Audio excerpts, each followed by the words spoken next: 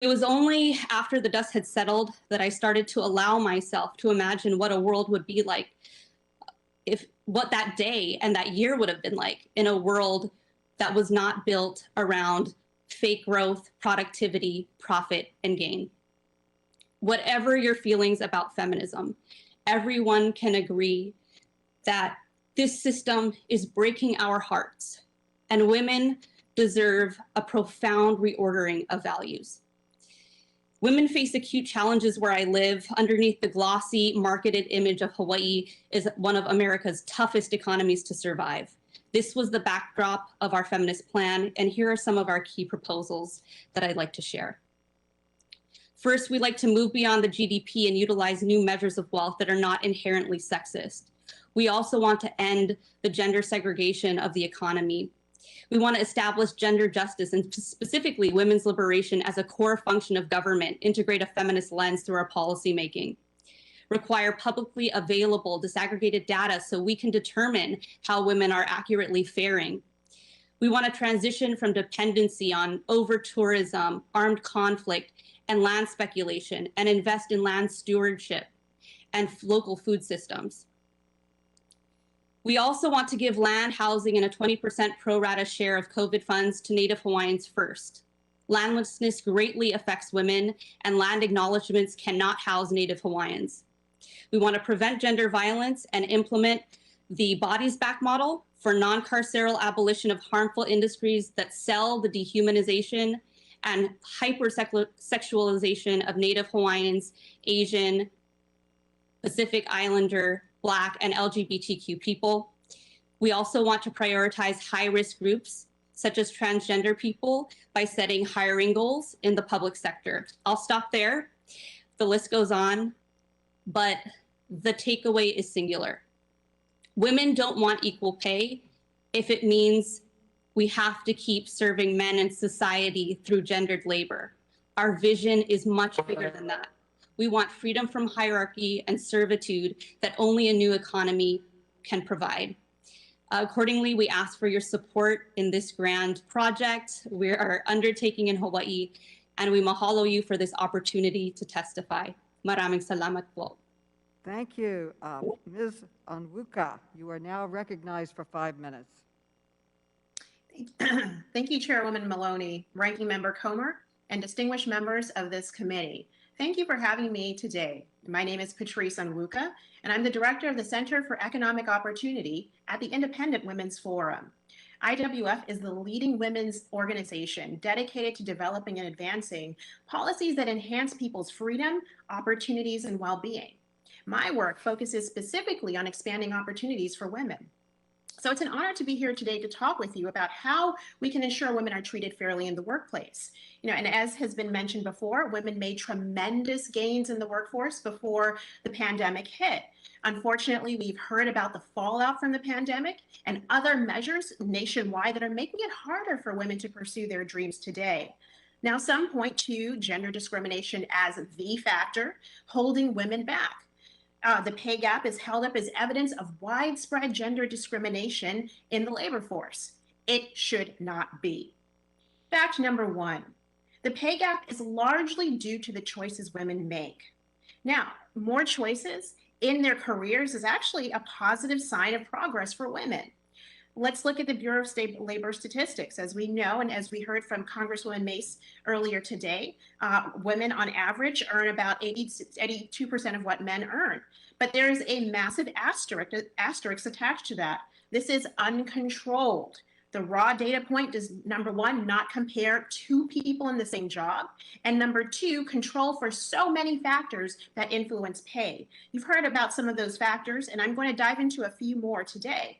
But as we know, when you control for those factors, the pay gap shrinks to 2 cents on the dollar at best.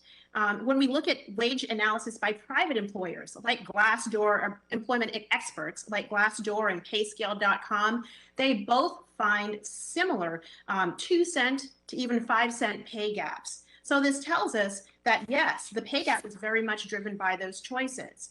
Now, we've heard that women work fewer hours than men. They also work more part-time than men. Women and men sort differently in the workforce, men into higher paying occupations and women into traditionally lower paying occupations. Even within occupations, men and women will choose different career tracks for different reasons.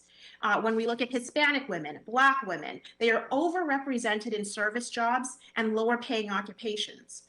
Meanwhile, they're underrepresented in those higher paying positions. So it's not surprising that we see a even larger wage gap, uncontrolled wage gap for minority women. Looking at majors that women choose, women tend to consider non-financial considerations like the enjoyment of the future job, personal fulfillment, whereas men, young men in college, are thinking about their salaries, their earnings potential. And very interesting, not often heard, fewer women work in the most dangerous jobs. So, and I think finally the big one is obviously around family planning. And so men and women choose different roles in the family that affects the decisions they make about the time they spend, their occupations, their career tracks. I would love to get into more of these individual factors hopefully during the Q&A, and I've submitted my written testimony that dives into that as well. Now, fact number 2, pay discrimination is illegal. Equal pay for equal work has been the law of the United States for nearly 6 decades. The Equal Pay Act of 1963, the Civil Rights Act of 1964, they explicitly prohibit sex-based wage discrimination. And yes, there may be instances of sex discrimination, and thankfully, American women have opportunities and means for redress. Now, Congress has introduced new measures that are supposed to protect women from sex discrimination, and we already know that it's illegal. Unfortunately, these ideas can unintentionally hamper women's progress and work opportunities, particularly flexible work opportunities. Today's woman is increasingly able to carve out the kind of work life she desires because our economy is innovating new paradigms of employment. I'm a mother. I'm a Black woman. I'm an immigrant and a proud naturalized citizen of America. And it's because of flexible opportunities that I'm able to do what I do every day.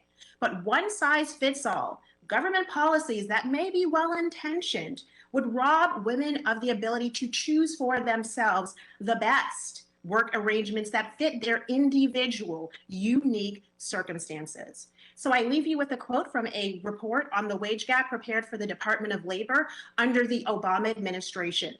This study leads to the unambiguous conclusion that the differences in the compensation of men and women are the result of a multitude of factors, and that the raw wage gap should not be used as the basis to justify corrective action.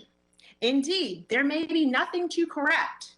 The difference in the raw wages may be entirely the result of individual choices being made by both men and women. Thank you for the opportunity to speak today. Thank you. And Dr. Mason, you are now recognized for your testimony. Dr. Mason. Good morning. My name is C. Nicole Mason. I'm the president of the Institute for Women's Policy, a think tank focused on winning economic equity for all women and building women's power and influence in society. I thank you all for the invitation to testify today and ask that my written testimony and IWPR's report, Building the Future, Bold Policies for a Gender Equitable Recovery, be submitted for the record. My first job at the age of 12 was selling newspapers door to door in my neighborhood. By 16, I was working in a food court. In college, I worked as a waitress, and by 20, I had landed my first professional job at a local nonprofit organization. I have participated in the workforce and earned a steady paycheck for nearly my entire life. I worked out of necessity and for survival, which is true for many women in the workforce. Today, I'm a single mother by choice and the primary breadwinner in my family. I will have to work harder and longer to achieve the same markers of financial success, home ownership, savings, and wealth as most men. Across the board, women earn less than men in nearly every occupation for which there is available data. The inverse is not true. When women enter male-dominated sectors, they do not out-earn men. If we do nothing, women will not reach economic parity with men until 2059. For women of color, it will take more than a century, 2130 for Black women and 2224 for Hispanic women. This means women will have to work longer or hold multiple jobs to make ends meet and care for their families. It also means that if we do nothing, my daughter and my daughter's daughter will not see pay equity in their lifetimes. Pay equity and lost earnings due to the wage gap have dire consequences for women. It is estimated that women will lose approximately $1 million over their careers due to the gender wage gap. For women of color, the loss is significantly higher. During economic downturns and recessions, such as the one we find ourselves in now, lost earnings to the pay gap make women economically vulnerable and cause additional financial hardship because they have fewer savings to cover emergencies or basic expenses when there is an unexpected loss of income or employment. Raising the wages of women to match those of comparable men would have a dramatic impact on their families. The poverty rate for all working women would be cut in half, falling from 8% to 3.8%. The very high poverty rate for working single mothers would fall by nearly half, from 28.9% to 14.4%. In a recent poll conducted by IWPR, more than half of the women reported in this moment not having enough money to make ends meet or to pay their bills. More than 11 million women or people across the country are behind on rent and cannot afford food. A quarter of women have less than $100,000 in their bank account, and about 15% have less than $400. This is the impact of the gender pay gap and the concentration of women in lower wage occupations. The gender wage gap is real. It is not a hoax or the result of women's individual choices. We cannot explain it away. It is a result of the systemic undervaluing of women's contributions, skills, and talents to the workforce and society. We can and should do better. This is a moment of public reckoning and revelation that will not have been possible a year ago. I hope that we can use it to propel us to reimagine a society, including workplaces and homes, that is more supportive of all working women and their families, including pay equity.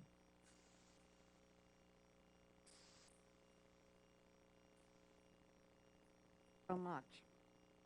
And thank you to all of the members of the panel today and to my colleagues and the committee members. Before I recognize myself, I want to note that I am usually fairly light on the gavel, but because we have a witness with a hard stop in today's hearing, I will be a little more strict. Ms. Rapinoe, we appreciate your testimony. You and the entire U.S. Women's National Team have inspired so many, not only with your many wins, but with your demands for equal pay. The U.S. Women's National Team has definitively outperformed the men's team. The team has won 4 Olympic gold medals, 4 World Cups, including one after you filed your initial complaint 5 years ago. Our entire country is so proud of you. But players on the women's national team are still paid less than players on the men's team, some as little as 38 cents on the dollar. Why did you and your teammates feel it was so important to pursue this equality case? Thank you for the question. I think for us, first of all, it's just the right thing to do. We've been in this equal pay fight long before our current lawsuit was filed. We tried to go through the EEOC route. We tried to negotiate, and time again, we were told just simply no, the only thing that was going to be available was less and far less, to be honest. So this was the next best step that we could take. Frankly, I don't think anyone wants to go into a litigation willingly. It's not a fun thing, but we felt like for our team and for the future of the sport, this is what we had to do. And I think throughout the process, we've realized that yes, we're fighting for ourselves, and yes, we have our outstanding lawsuit with the U.S. Federation, but we're with everyone. We're with so many women across the country. We are with so many women who aren't able to be in this committee hearing, who aren't able to get the ear of the media, who do not have the bright lights and the cameras on them all the time. We are looking to carry this torch for so many other women.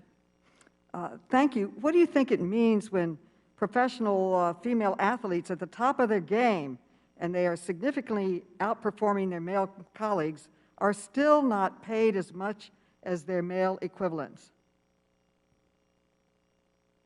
Well, I'm not here for it, frankly. We put in just as much work. We train just as hard.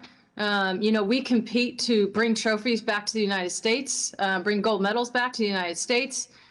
We do our jobs and do it in the best way that we possibly can. And for all of us who work so hard and see, how hard the men's teams work and see how hard our teams work and know that that's equal, it's just unacceptable that we're still fighting for equal pay. And I feel like, honestly, we've done everything. You want stadiums filled, we filled them. You want role models for your kids, for your boys and your girls, and your little trans kids, we have that. You want us to be respectful. You want us to perform on the world stage. You want us to take the stars and stripes and the red, white, and blue across the entire globe and represent America in the best way possible. We've done all of that. And simply, there's no reason why we're underpaid for the exception of gender. I'm sure you've seen the stories about the appalling disparities between the women's and men's training facilities at the NCAA basketball tournament. I'd like to throw up a picture of this on the screen. Now the NCAA has taken steps to fix the problem, but only after a public outcry and negative press attention. The fact that these disparities existed in the first place, I believe, is insulting and inexcusable. What kind of message do you think this unequal treatment sends to these college athletes, Ms. Rapinoe? Well, first of all, for an organization like the NCAA, similar to the U.S. Soccer Federation, that's a nonprofit, it's just absolutely unacceptable. To say that you value your student athletes and to say that, this is the most important time of the year. We all know March Madness is very exciting. Probably everyone's brackets are blown up at this point with a few upsets. But, to have your women's players or people who play on women's teams show up for one rack of dumbbells is just completely unacceptable. Someone at some point thought to themselves that was okay. And you even saw, they had a GoPro set up to film the whole men's gym being set up. And for Mark Emmert and the executives at the NCAA, you just simply have to do better. And I'll say, even the new weight room that the women's team has is still unacceptable. It's not to the standard needed to perform at that level, and it's certainly not to the standard of equal that the men have.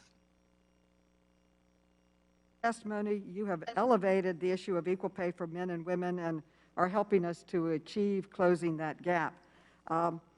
Dr. Mason, what conditions throughout a woman's career lead to such a shocking disparity in retirement? You have written about it.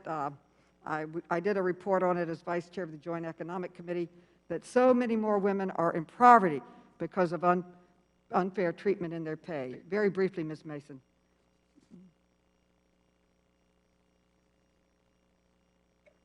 Thank you so much.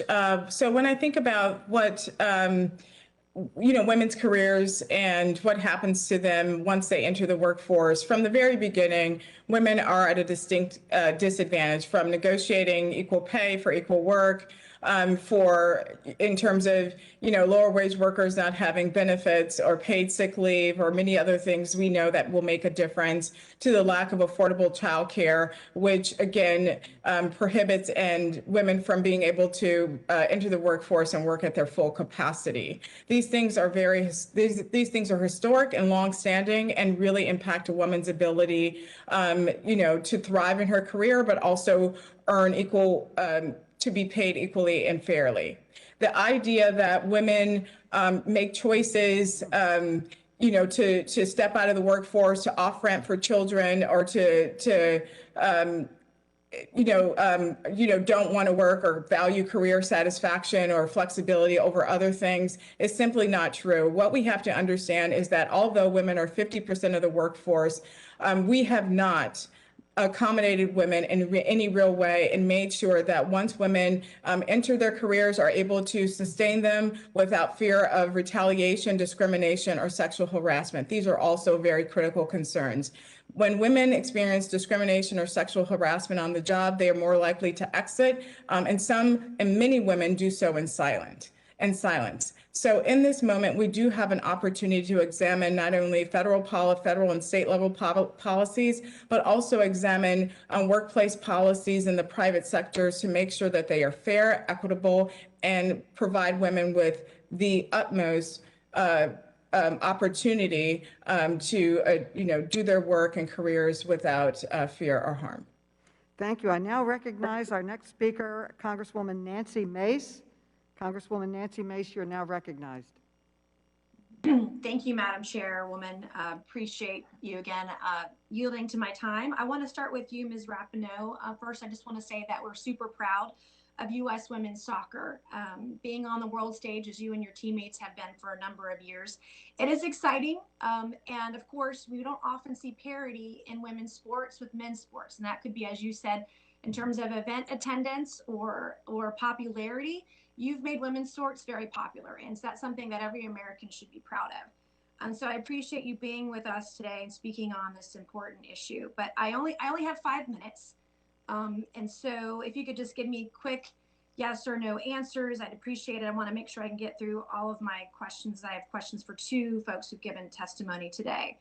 So my first question is, does the U.S. women's soccer team have union representation? We do, yes. Okay, and that union representation was present during the collective bargaining settlement back in 2017, is that correct? Yes. Right, and at the time the agreement was signed, you said, I think the Women's National Team Players Association should be very proud of this deal. Yet you and your teammates continued to pursue a federal wage discrimination complaint. In the recent decision on the matter, the court found the USSF, the U.S. Soccer Federation, did not commit wage discrimination because it actually paid the women's team more than the men's team on both a cumulative and per game basis. In fact, the court found the women's team earned about $220,000 per game, while the men's team earned approximately $213,000 per game. Yet you and your teammates argue that because you all earn smaller bonuses for the World Cup related matches and other tournaments than the men, there's a gender wage discrimination. Compensation is not simply wage, though. The 2017 agreement guaranteed pay for women, regardless of whether they played or not, a perk the men's agreement does not have. Is it fair to say being paid regardless of whether you played was important to the women's team and to the agreement in 2017? I mean, I think that's very much an oversimplification of the 2 contracts. I think, to be clear, the comments that I made then, I thought us as players should be proud of the deal for what we were able to achieve, considering the discrimination that we were up against. We asked very clearly for the exact same contract and the same amount pot of money as the men received, and we were simply laughed out of the room, to be honest. So I think it's much of an oversimplification what you're suggesting. And there's many disparities within the men's and the women's team, and the overall pot of money is far larger. The overall available pot of money or possibility of the pot of money is much larger for the men's team. We earned close to them because we're capturing nearly all of the pot of money available to us, whereas the men's team is not. I have like 2 more minutes left. Your union that represented you all did such a bang up job. They did so well. You had to sue later because the deal was so bad. It sounds like we had to sue later because of gender discrimination. The collective bargaining agreement expires this year. Do you anticipate being able to advocate for changes to better reflect your needs? We're always advocating for better changes, of course. Obviously, we have an outstanding lawsuit, which will affect the collective bargaining agreement. But yes, we're very much looking for a more fair deal, something that we did not get last time. Thank you. And now I'd like to ask a few questions of Ms. Onwuka. I appreciate your comments earlier about how it is illegal, that sex discrimination is illegal under federal law, and that one size does not fit all. As someone who's broken many barriers all her life, I do understand sometimes that as a woman, you have to work twice as hard to be seen as an equal. So I appreciate your comments earlier today. But Ms. Onwuku, I want to ask whether you believe it's important for women to be able to negotiate their own work contracts.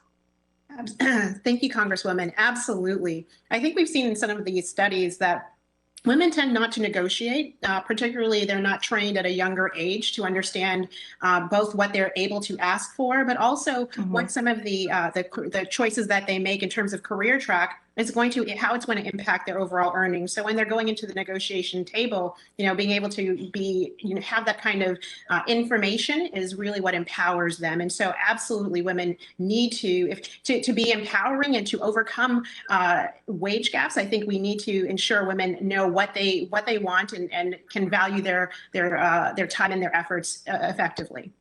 I agree. Women with the freedom to make their own choices, the confidence and the courage to be able to ask for those choices too. Thank you. I yield back. Thank you. Gentlelady yields back. The gentlewoman from the District of Columbia, Congresswoman Norton, is now recognized. Congresswoman Norton.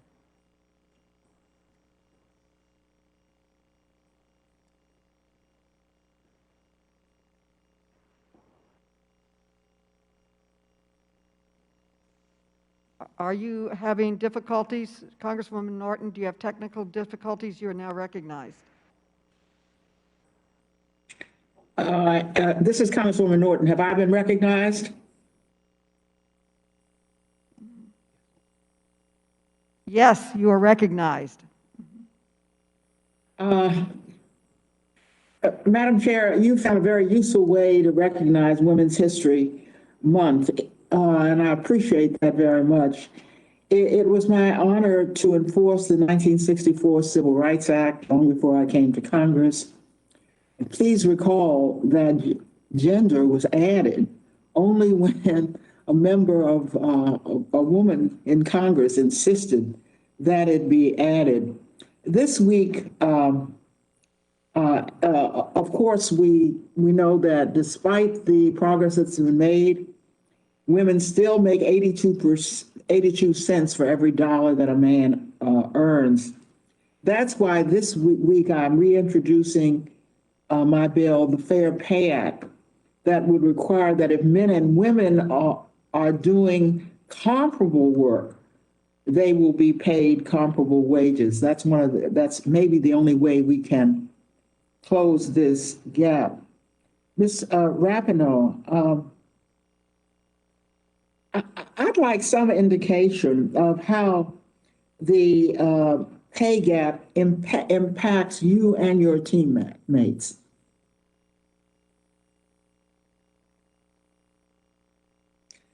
I mean, it's... Okay. There we go, the classic mute. Something that gets a lot of headline when we talk about equal pay is people's individual salaries or their individual compensation. And I think what's often missed is the investment in resources, whether that's on the business side, whether that's in TV and marketing, branding, ticket sales, whatever it may be. The women's national team in so many ways is a business. We have a product, we're on the field playing, and we sell around that product. So the lack of investment, and you saw it, we brought it up before with the NCAA Women's March Madness tournament, with the lack of proper investment, we don't really know the real potential of women's sports. What we know is how successful women's sports have been in the face of discrimination, in the face of gender disparity, in the face of a lack of investment on virtually every single level in comparison to men. So for me, it goes much deeper than just what's hitting my bank account, which is a little bit light as always, and we would love to fix that. But it's about investing resources into the team and into the business of the team so the next generation can actually fully realize their potential as a sport. Thank you. When employers ask about a woman's salary history before making an offer of employment, we now know that entrenched the systemic pay gap. Another bill I will be introducing this week is the Pay Equity for All Act. That would prohibit this practice and freeing women from the patterns of discrimination that can follow them throughout their careers. This question is for Dr. Mason, because I'm particularly interested in the research your organization has been doing, indicating that perhaps there is more to this story than just the size of the pay gap. For example, that report, which was published this month, shows that the wage gap actually shrank because pandemic job cuts forced low-income women out of the labor market. Can you explain this finding? So I want to say something really very important. The pay gap has only closed by about 20 cents over 4 decades. So it's moving at a really glacial pace.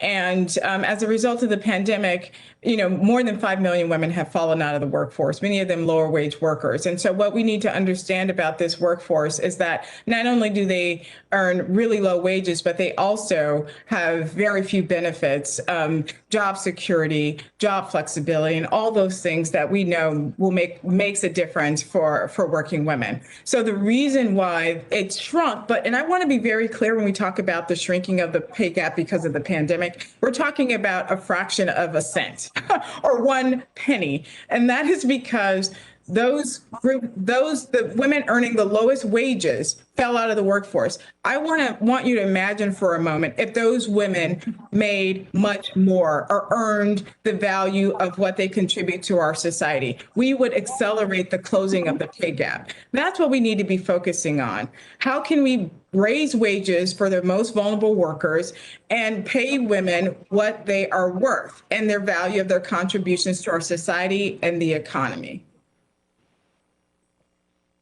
Thank you very much, and I yield back. The gentlelady yields back. The gentleman from Florida, Mr. Franklin, is recognized. Mr. Franklin.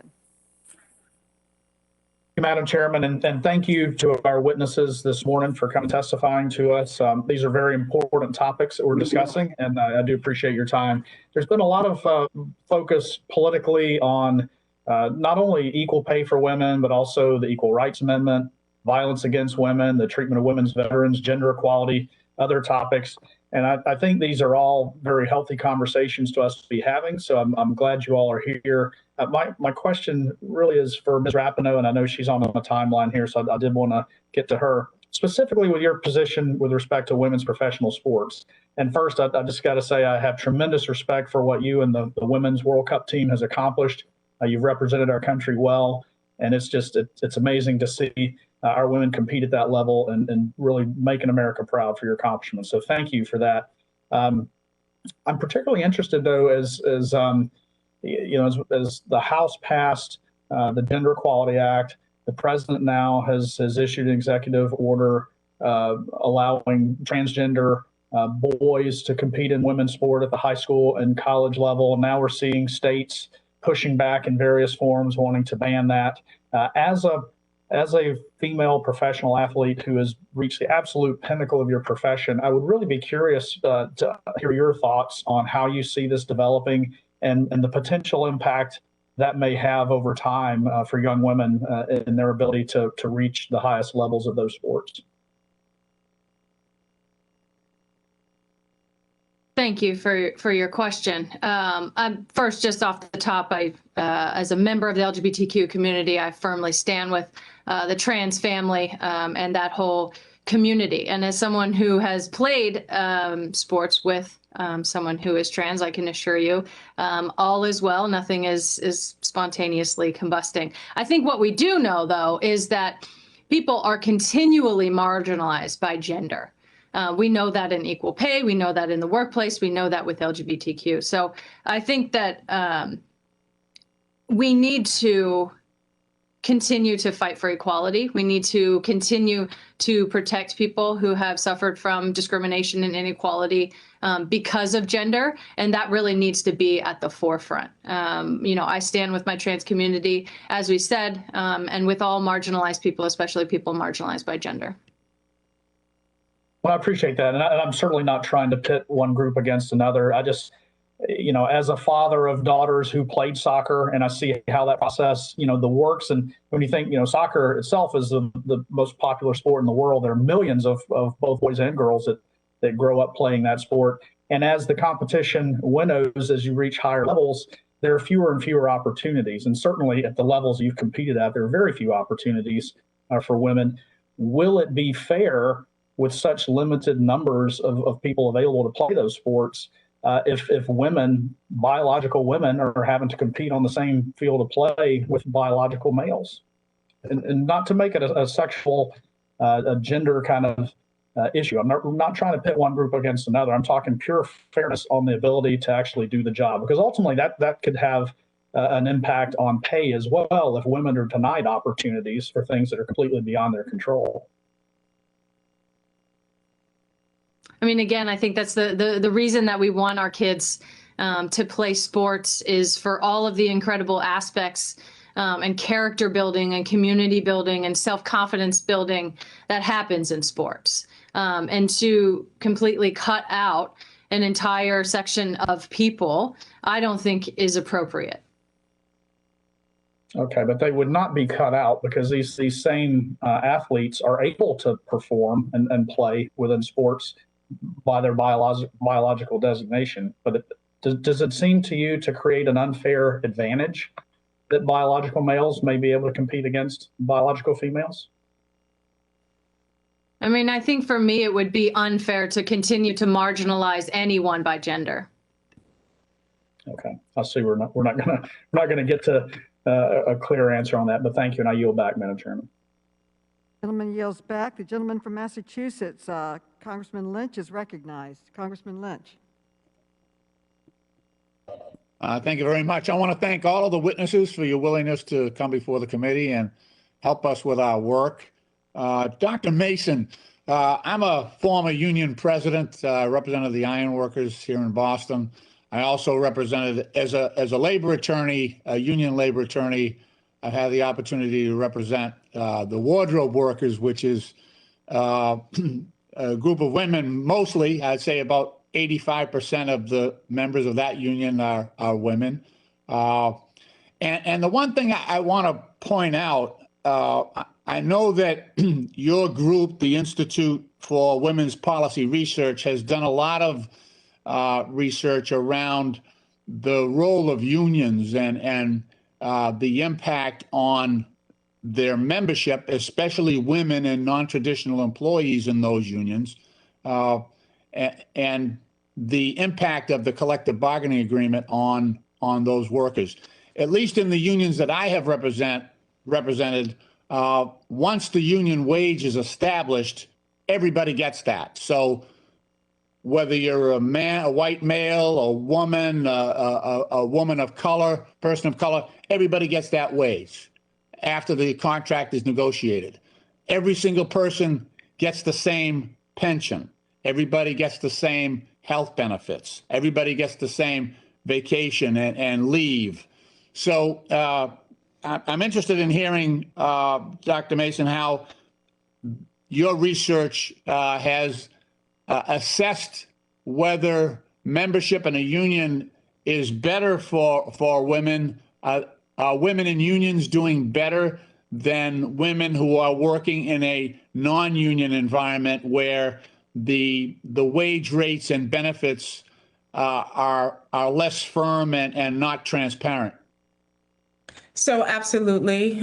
Thank you for that question. So women in unions fared better during the economic downturn. They had more job security, their wages were stable, they had paid sick leave benefits. So yes, when we think about union membership and the importance it is, how important it is for women, and also mitigating things like the pay gap and making sure that women are able to economically provide for their families. Absolutely. What we know also is that when we think about anti-pay secrecy laws, which are on the books in many states, when we did in one of our recent reports, we found that most companies in states were not following anti-secrecy laws, but women who were a part of a union, those those organizations and companies did follow anti-secrecy laws, and wages were higher. So there is a definite benefit to women who are, who are party members, especially in moments like this. Economic downturn, it does provide women with more job security, and they're able to, again, take care of their families. Tell me, Doctor, I know you focus pretty much on the impact of the pandemic. Have you done research enough to make a broader assessment? Let's not just in the pandemic, but talking about generally, whether we have an upbeat economy or a downturn like we're experiencing now. What is the impact on women in the union environment versus being not in a union environment? How does that play out?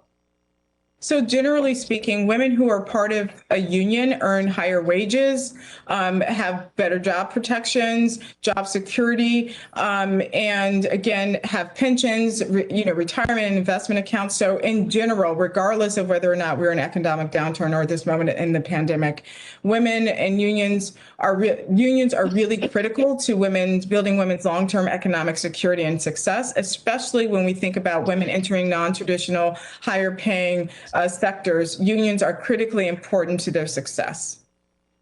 Okay, thank you very much. I appreciate your research and your testimony. And Madam Chair, I yield back. The gentleman yields back. The gentleman from Texas, Mr. Fallon, is recognized. Mr. Fallon. Madam Chair, thank you very much.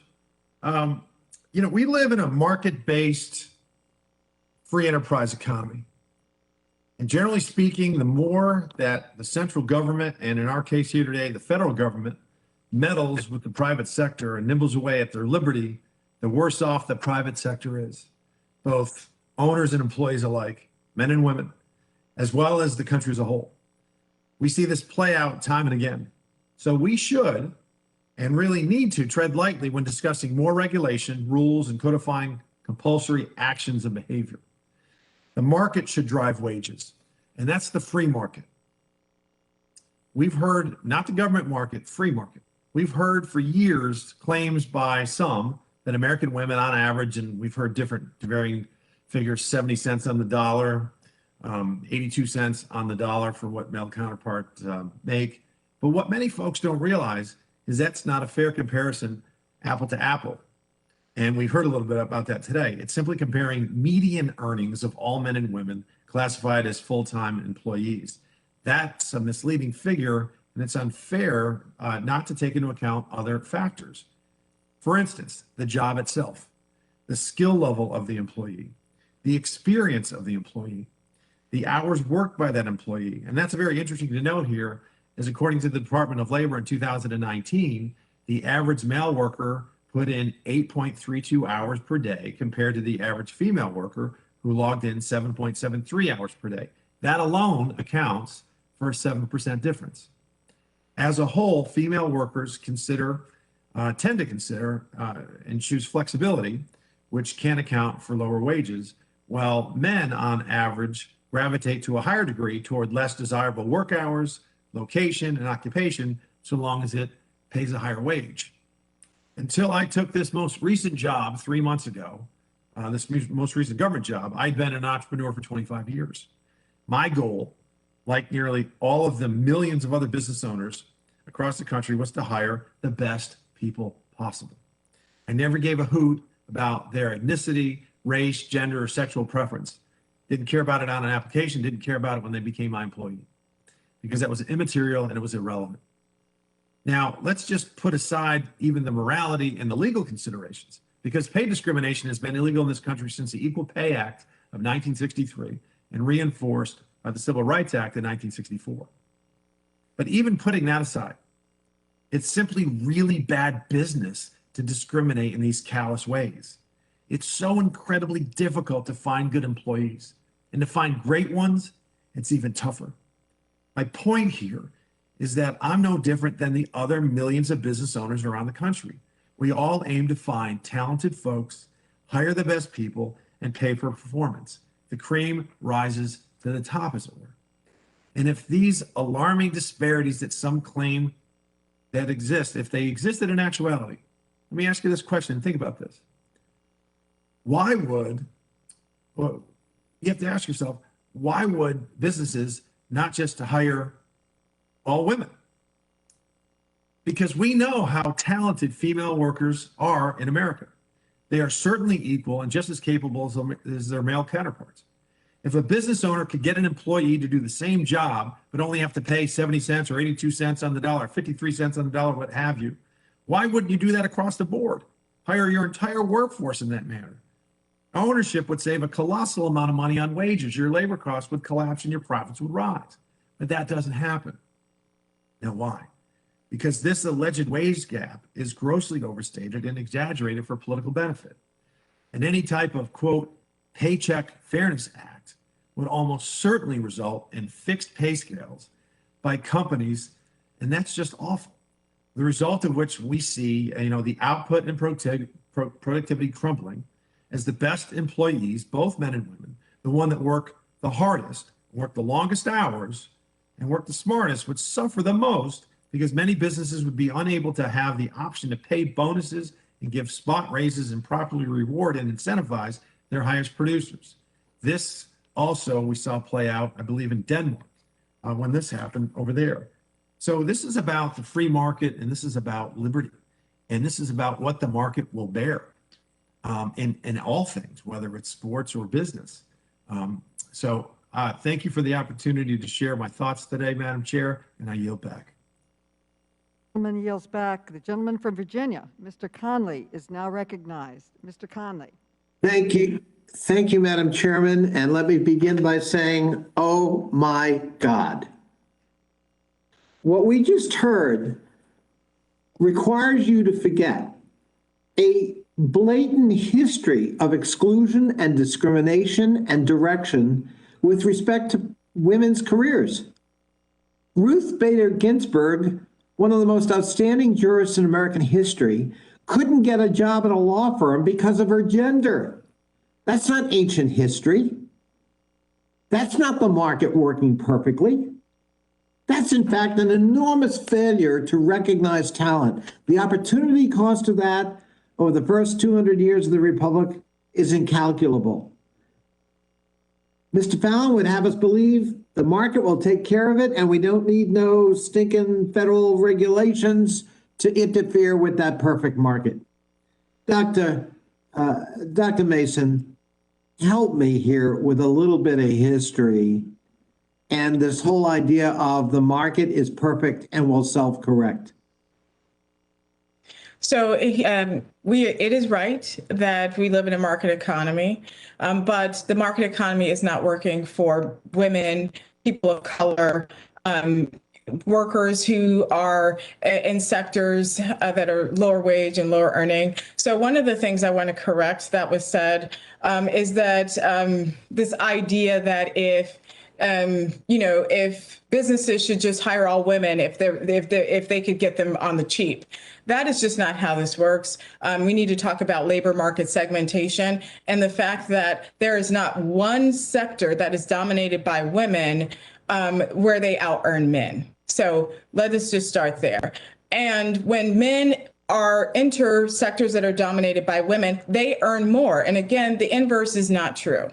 So we need to understand that. And the other thing I want to say and be very clear about that this is not about individual choices. It is not about what I was able to do and pull myself up by the bootstrap. This is about the collective good, our values, and how we might be able to support the most economically vulnerable in our society. Dr. Mason, yes. If I could just interrupt a little bit, help me with history though. Is it not true that whole professions were actually denied women until relatively recently? You could be a nurse, but you couldn't be a doctor. Absolutely. You could be a legal assistant, but you couldn't be a lawyer. Absolutely. You certainly couldn't be a jurist. We could go down profession after profession that were absolutely closed to women, not by law, but by that free market Mr. Fallon thinks is so perfect. So expand on that a little bit and the harm that caused and the wage gap that created that was structural.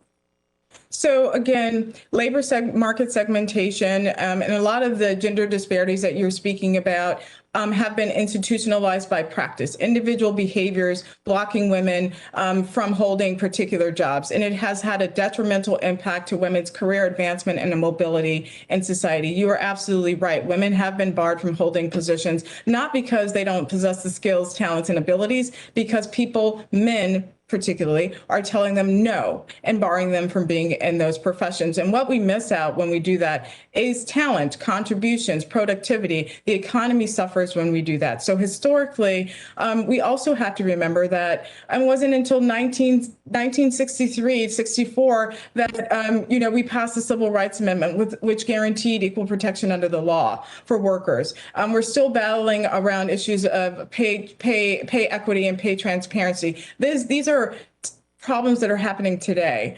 So this idea that the market will take care of these things, we know it is not true. And even how we measure economic security and prosperity is outdated. And we should really think about how we are helping the most and protecting the most economically vulnerable. Thank you. Yeah, I think you could even make the opposite case that the market actively worked against gender equality and opportunity for women. And I might say in closing that applies to our own profession, politics. Until very recently, women were discriminated against. They really weren't up to it, and they never got elected in large numbers. And we're working hard to try to redress that imbalance in our own profession. So the idea that the market is perfect and is self-correcting is false on its face. The opposite is true, and that is precisely why we need federal government intervention to help redress that imbalance. I yield back. The gentleman yields back, and the gentleman from Georgia, Mr. Clyde, is now recognized. Mr. Clyde. Thank you, Madam Chairwoman Maloney. I appreciate all of the witnesses being here. Thank you for joining us today. And first, I must commend my colleague, Congressman Pat Fallon, for giving a fantastic description of what it is like to actually be a small business owner and hire employees and pay employees in the market. So thank you, Congressman.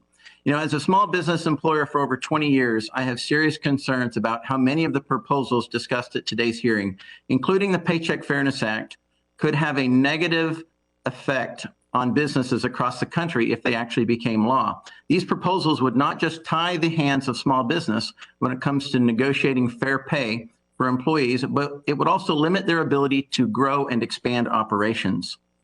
We are here to discuss equal pay, and while that notion sounds great at face value, the American people should know that when we talk about equal pay in the context of this hearing, we are really talking about doing away with choices made and enjoyed by employers and workers alike. Yes, there may be a raw wage gap, as my Democratic colleagues have pointed out already, but when we adjust for factors such as hours worked, benefit compensation packages, and flexibility of schedule, that gap becomes much smaller, in most cases between 2 and 10%. And that's because of choices made by workers, male and female alike. You also have to look at the companies themselves.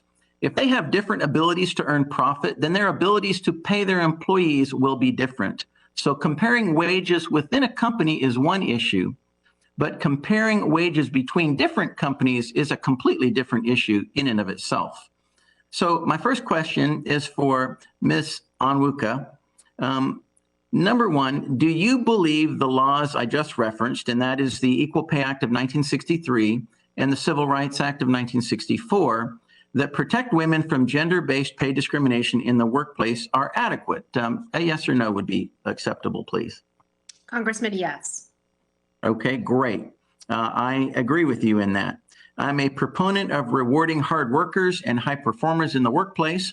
So can you tell us more about why fixed pay scales would disincentivize work, if you agree with that? Sure, I absolutely agree with that. when we look at what men and women value in the workplace, they value different things. And this is interesting. From a 2019 Pew survey, mothers significantly valued time off or working fewer hours compared to fathers who valued promotion. So when you look at men and women, the choices that they make, and you know, I've heard some different panelists talk about this is not about choices. It absolutely is, because I think when women have more flexibility to decide whether they want to pursue to pursue an opportunity that takes them out of the home for longer, maybe puts them on the road traveling much more, they may say, no, I'd actually rather maybe take a pay cut or stay in my current position. And then maybe a male would be willing to say, well, I want to provide more for my family, so I'm willing to be on the road much more. I'm willing to be on call as a lawyer, for example. So flexibility is absolutely one of those driving forces, particularly for many women in the workforce. For every woman, perhaps not, but for many women. And I think that's what's reflected in the choices they make and reflected in the pay gap. All right, thank you. So do you think it's fair to say that people are generally happier when their work is rewarded in different ways? It's absolutely fair to say that. And when we look at independent contractors, for example, you talked about being a small business owner. There are millions of people who are freelancers, millions of people who are not employees, but they actually are their own bosses. Happiness, fulfillment, flexibility are the #1 reasons, particularly for women. Well, great, thank you. Lastly, can you tell us how the free market penalizes employers who discriminate?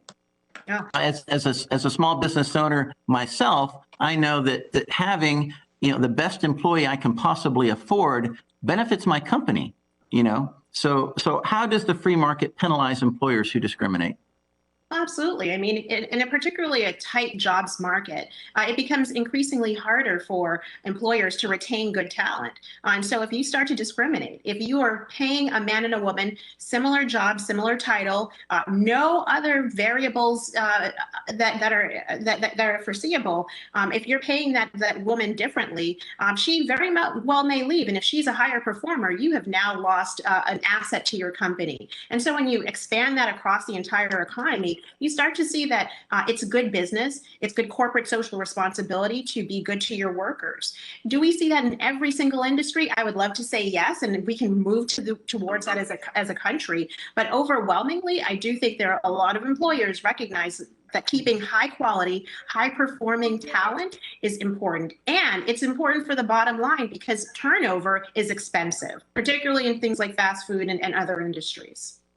Oh, absolutely. I agree with you that turnover is very expensive. You have to retrain, the cost of retraining, and employers don't want to do that. They want to keep their employees, so they want to pay them appropriately. Thank you very much. I appreciate that. And my next question is for Ms. Rapinoe. The gentleman's time has expired, and Ms. Rapinoe has left to go to another meeting. Okay, well, thank you. I yield back, Madam Chairwoman. Madam Chair? Pardon me? Madam Chair, Mr. Connolly directly mentioned Mr. Fallon and his questions earlier. Can we yield 30 seconds to Mr. Fallon to respond, please? He did not call for a point of personal privilege. The gentleman from California, Mr. Madam Chair, Mr. Rocana is now recognized for 5 minutes.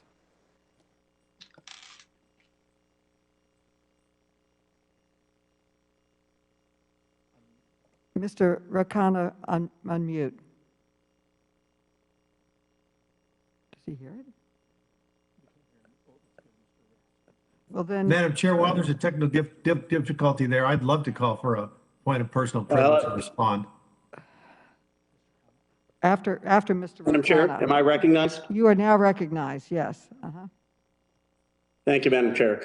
I just want to start by correcting the record about some of the misinformation about trans women's participation in sports and cite some of the data. First of all, since 2004, the Olympics have had a policy that is trans inclusive.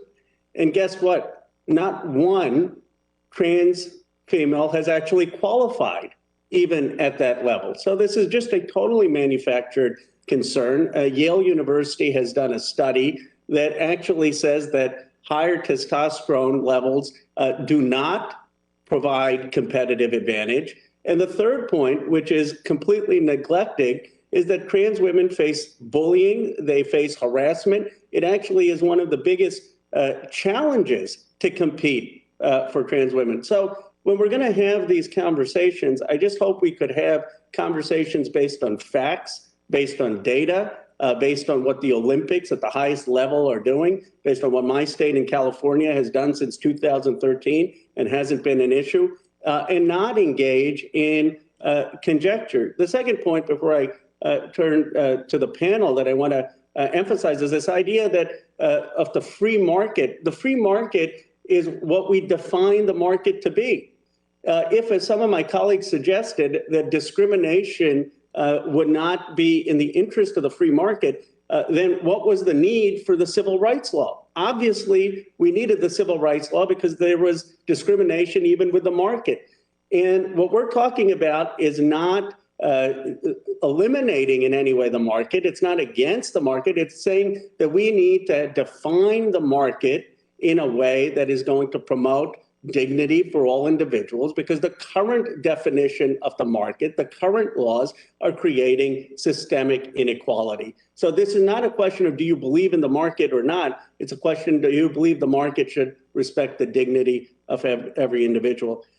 My questions, I want to focus on the idea that women, as Kimberly Crenshaw's work has shown, are not a monolith, that we have intersectionality, and that, yes, women face discrimination, but the class, race, and sexual orientation adds barriers. And I want to focus in particularly on trans women in my questioning. If we could go to Dr. Mason, can you please explain what factors have led to devastating economic outcomes for the trans community and what they mean for trans women specifically? So thank you so much for this question and for bringing Kimberly Crenshaw into the room, a leading intersectional scholar who allows us to understand that it is not only about gender, but also the intersections of race, class, gender, sexuality, gender identity, and other markers of difference. So what we have to know that discrimination, we talk about gender discrimination, but when we talk about trans women, it's really important to know that there are multiple barriers to their economic security, which includes workplace discrimination, refusal to hire, and decreased earnings, especially as people transition, they see a marked decrease in earnings. It's really important. And then if we look at federal and state laws, we also have to know that many of the protections we have on the books, even the civil rights law, discriminates or allows the interpretation of such laws, discrimination against trans women and individuals and communities. So when we think about the pay gap, we don't have enough data to help us understand the magnitude of the problem, but we absolutely understand and know that trans women, trans people face insurmountable, in some instances, barriers to economic security, including lower pay, lower wages, discrimination in the workplace, firing, and not being able to receive any kind of legal remedies. So again, it is really important to provide a fuller context for this conversation, even when we talk about payment and hiring and free market economy, understanding that different women are impacted differently in the economy and in the workforce. Thank you for that, Dr. Mason. And in fact, you're absolutely right. I mean, the Human Rights Campaign found that nearly 30% of transgender individuals have been forced to take unpaid leave during the pandemic, as opposed to just 7% of the general population. That is more than 4 times as much, the disparate impact on transgender women. I guess I would ask you, what policies can the United States implement as part of the economic recovery to ensure equity for transgender women?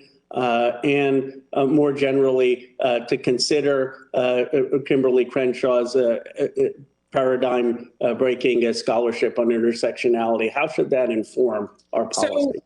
what we need to do is have make sure that policies are representative and inclusive and not exclusionary to trans people, making sure that our federal policies and laws, including the Equal Rights Amendment, is gender inclusive and representative.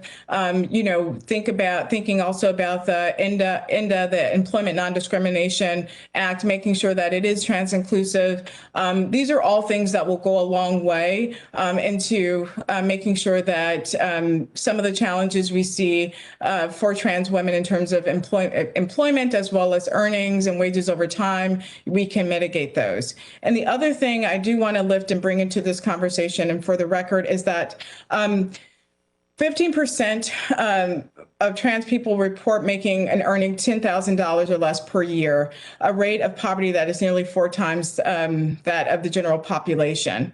And many report losing a job because of bias and report experiencing some form of workplace discrimination. So we can let the market work, but we understand that the market is imperfect and that we need inclusive and representative laws to make sure that we can close some of these gaps that we've been talking about today. Thank you. Ms. Pook, could you briefly explain the concept of, quote, chosen family and how the pandemic has placed additional burdens on trans women who care for members of their chosen families?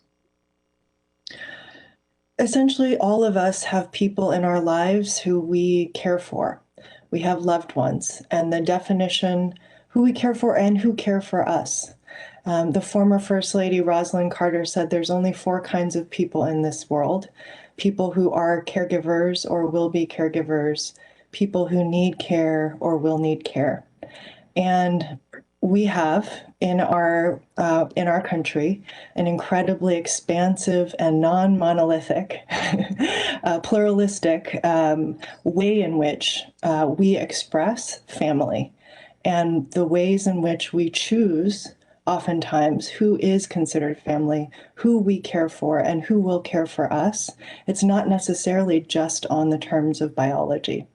And so, and we believe that it is very important that we have a very inclusive definition of family to support all the ways in which we are caring for the people that we love in our lives, and they are caring for us.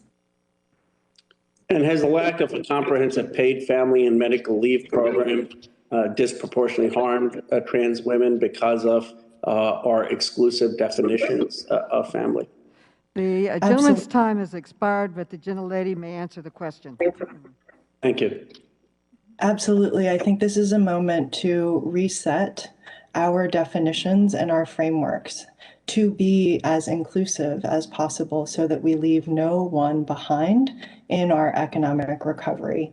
As a group that represents domestic workers, a population of workers who is left out of the New Deal, explicitly excluded from the National Labor Relations Act and the Fair Labor Standards Act, we need to have a very close eye on who we may be excluding in our definitions of our economic policy moving forward, because there are generational impacts and inequities that will continue if we do not do so.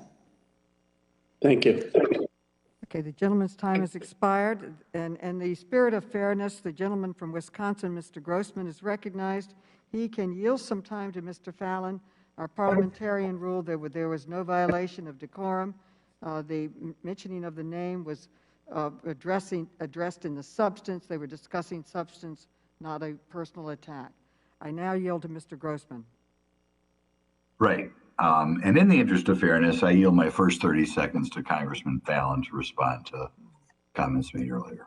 Well, thank you, sir. You know, our esteemed colleague, Mr. Conley, took exception to my comments because of the history of sexism and discrimination in years past in these United States.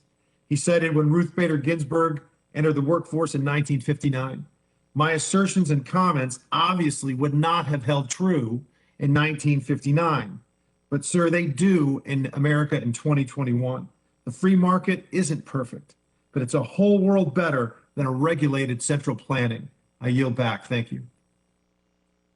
Mr. Grossman's recognized. Thank you. I'll begin with a question to Ms. Onwuka. I hope I got that right. Are you familiar with a Harvard study in 2018 comparing people in identical jobs, the Massachusetts Bay Transit Authority, in which men took 83% more overtime hours than women and took 48% fewer unpaid workers off? Congressman, yes, I am. I've read that study.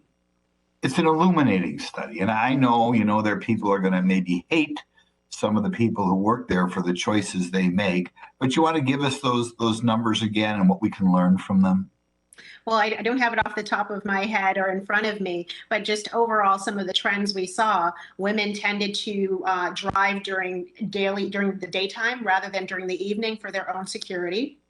Women chose to do longer trips rather than men doing shorter trips, and women just, their choices around, when they're working and the flexibility, they really scheduled it. They weren't working as much on the weekends, and particularly overnight during those peak moments when, obviously, for everyone who's ever taken Uber, you can certainly earn a little bit more from all those partiers and club goers. So, I think women are prioritizing flexibility, but also in that case, they're prioritizing their own safety and security.